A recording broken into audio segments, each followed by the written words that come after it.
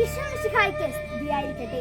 മനുഷ്യപുത്രന്മാരെ ദൈവപുത്രന്മാരാക്കി തീർക്കുവാൻ വേണ്ടി മനുഷ്യപുത്രനായി അവതരിച്ച ദൈവപുത്രനാണ് നമ്മുടെ എല്ലാവരുടെയും രക്ഷകനായ ഈശോ മിശിഹ. എന്നും മനുഷ്യനോടൊപ്പം ആയിരിക്കുവാൻ വേണ്ടി സ്വജീവൻ വെടിഞ്ഞ് ഒരു ചെറിയ അപ്പത്തിന്റെ രൂപത്തിൽ നമ്മുടെ കൂടെ ആയിരിക്കുന്നവനാണ് ദിവ്യകാരുണ്യം. ആ നല്ല ഇടയന്റെ പാത പിന്തുടർന്നുകൊണ്ട് സമൂഹത്തിന്റെ എല്ലാ മേഖലകളിലും വിശ്വാസത്തിന്റെയും പ്രത്യാശയുടെയും സ്നേഹത്തിന്റെയും ചൈതന്യം മാനവ ഹൃദയങ്ങളിലേക്ക് പകർന്നു നൽകിക്കൊണ്ട് തന്റെ ജീവിതം ദിവ്യകാരുണ്യത്തെ സ്നേഹിക്കാൻ വേണ്ടി മാത്രം മാറ്റിവെച്ച ചങ്ങനാശ്ശേരി രൂപതയുടെ പ്രഥമ മെത്രാനാണ് കുര്യാളശ്ശേരി തോമാ മെത്രാൻ.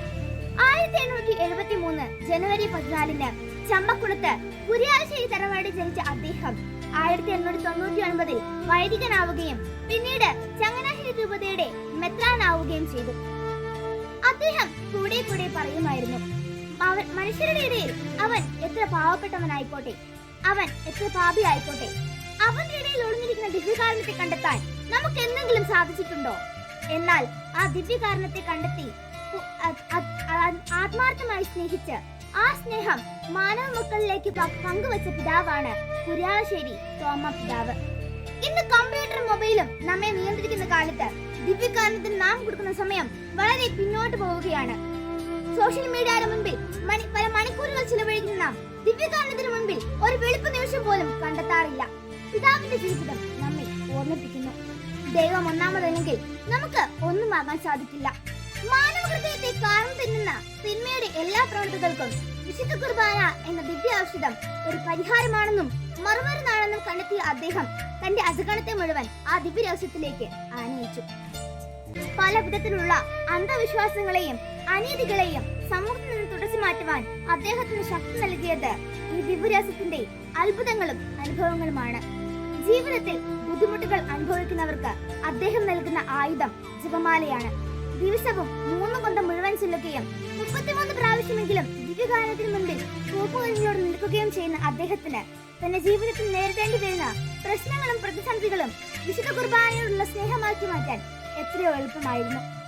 കുടുംബമാണ് സ്നേഹത്തിന്റെയും പങ്കുവെക്കലിന്റെയും ഉറവിടം.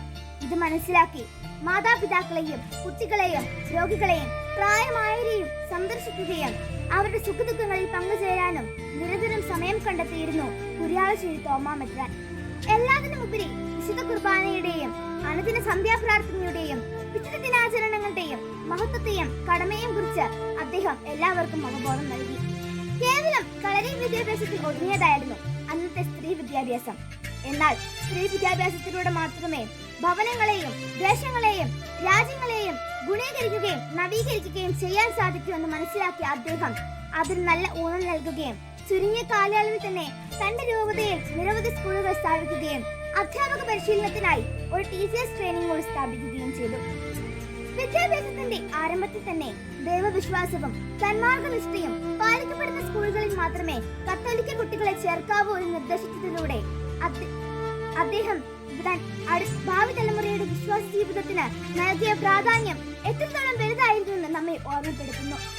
ദിവ്യകാരുണ്യ ഈശോ എല്ലാവരാലും എല്ലായിടത്തും അറിയപ്പെടുക, സ്നേഹിക്കപ്പെടുക, ആരാധിക്കപ്പെടുക, ഇതായിരുന്നു അദ്ദേഹത്തിന്റെ ജീവിത ലക്ഷ്യം.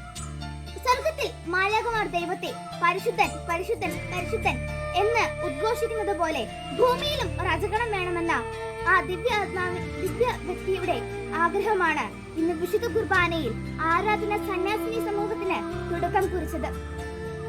വിശുദ്ധ കുർബാനയിലെ ഈശോയിൽ തന്റെ ജീവിതം പൂർണ്ണമായി സമർപ്പിച്ച് സത്യാന്വേഷണത്തിന്റെയും ത്യാഗത്തിന്റെയും സേവനത്തിന്റെയും മുൾപ്പറപ്പിലേക്ക് ചവിട്ടി കയറാൻ ധൈര്യം കാണിച്ച ഈ കർമ്മയോഗി 1925 ജൂൺ 2 സ്വർഗത്തിൽ നിത്യസമ്മാനത്തിനായി വിളിക്കപ്പെട്ടു. അദ്ദേഹത്തിന്റെ ജനനപ്രസംഗത്തിൽ മോൺസിഗ്നോർ പീറ്റർ പിസാനി പറഞ്ഞു, കുര്യാളശ്ശേരി പിതാവ് സാക്ഷാൽ പുണ്യവാനാണ്, ഭാഗ്യവാനാണ്, വിശുദ്ധ കുർബാനയുടെ വേദസാക്ഷിയാണ്. അദ്ദേഹത്തിന്റെ ജീവിതം നമുക്ക് എന്നും ഒരു പ്രചോദനമായിരിക്കട്ടെ. അദ്ദേഹത്തിന്റെ ജീവിതം മറ്റൊരു സുവിശേഷമായിരുന്നു എന്ന് കാലം തെളിയിക്കട്ടെ. നന്ദി, നമസ്കാരം.